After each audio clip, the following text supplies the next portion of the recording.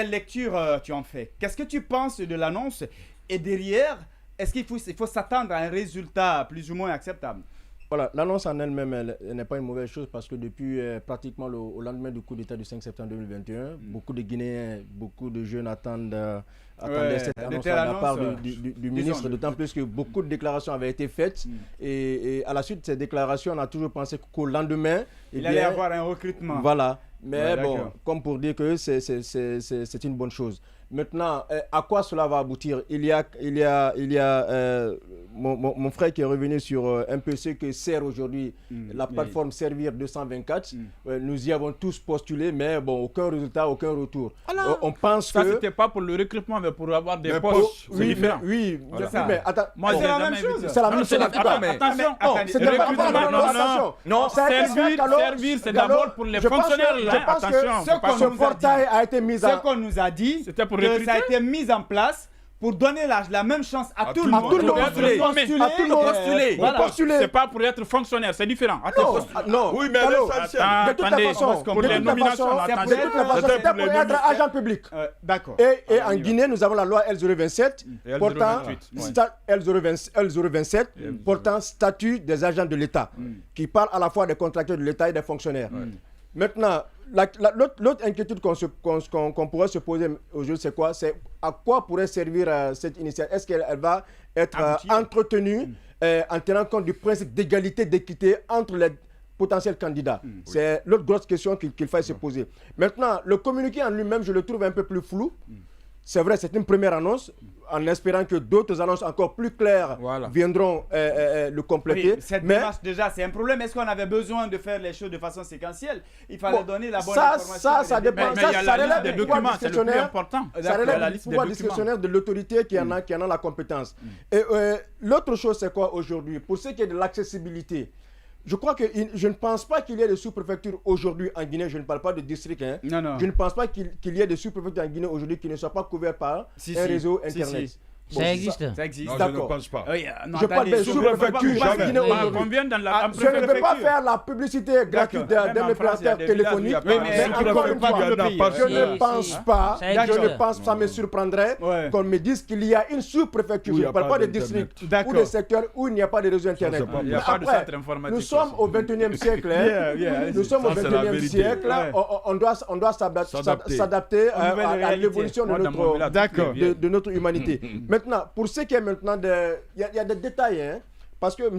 Diallo l'a rappelé, il y a quand même les articles 14 et 15 de la loi que j'ai citée qui parlent des conditions à remplir pour accéder à la fonction publique et des pièces à fournir. Donc, et on n'a pas besoin, est-ce qu'on a besoin à ce que l'État communique forcément là-dessus? Non, parce qu'en droit, nous, on nous a appris que quand la loi elle est promulguée, elle s'applique à tous. Chaque citoyen devrait s'en approprier pour connaître le contenu. Donc, pour les potentiels candidats, au lieu d'attendre encore qu'on nous dise, bon, pour passer le concours, voilà les dossiers. Mais c'est déjà défini. Il n'y a pas les 100 000 documents. Non, attends. Les 100 000, il y a pas. Pour ce qui est des frais de dossier, même moi, quand je prends par exemple le recrutement des auditeurs de justice, les dossiers ont été accompagnés des frais de traitement de dossier. Ça, c'est partout. Je ne maîtrise pas trop le montant. 500 000. Ah, voilà, là il le dit. Donc ici on nous parle de 100 000 francs guinéens. Donc pour le débat, moi je pense que le débat sur les frais de traitement de dossier, ce débat n'est pas important pour moi. Les potentiels candidats aujourd'hui. Oui. D'accord, alors c'est ton opinion. Alors, à la recherche de l'emploi, voilà, je crois que ce sont des choses auxquelles il faut s'attendre. L'autre chose, il y a d'ailleurs des éléments. Si on a besoin de 500 personnes qui vont beaucoup plus fatiguer. On ouvre de cette façon. Il y a d'ailleurs des éléments, des sujets qui pourraient beaucoup plus fatiguer les candidats que cette question de 100 000 francs là.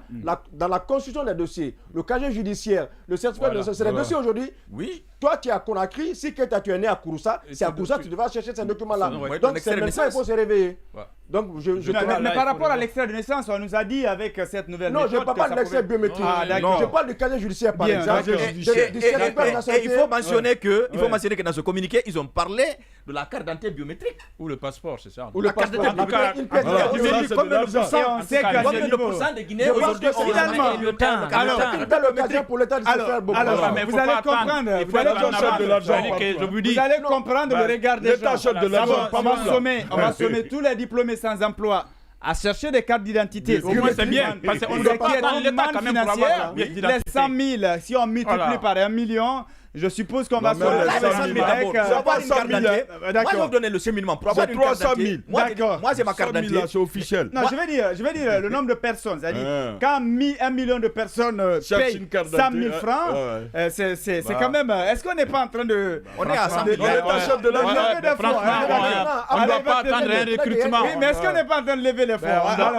Après, il y a la question, il y a cette situation des anciens contractuels qui perdurent dans la société depuis plusieurs jours. Je ne sais pas quelle disposition vraiment le ministère de la fonction publique va prendre pour ce qui les concerne. D'autant plus que je voudrais préciser quelque chose. Ce n'est pas l'État qui a demandé aux contractuels de renoncer à leurs primes. Ce sont les contractuels eux-mêmes qui en ont décidé. Nous en avons débattu. Mais l'un des porte-parole de contractuels de l'intérieur du pays qui n'est pas d'accord de négocier sur de renoncer sur les pas dû accepter même si les renonces, l'État ne doit pas faire ça. Le salaire et la rétribution du travail. Justement, c'est méchant d'ailleurs. On va dire que c'est méchant. S'il accepte cette proposition. Mais ils n'avaient pas le choix. Ils n'avaient pas le choix. Ça fait plus de 9 mois, les contractuels. Non, c'est pas une raison. Moi, je pense que le débat ne doit pas se poser là. Mais les contractuels, ils n'avaient pas le choix.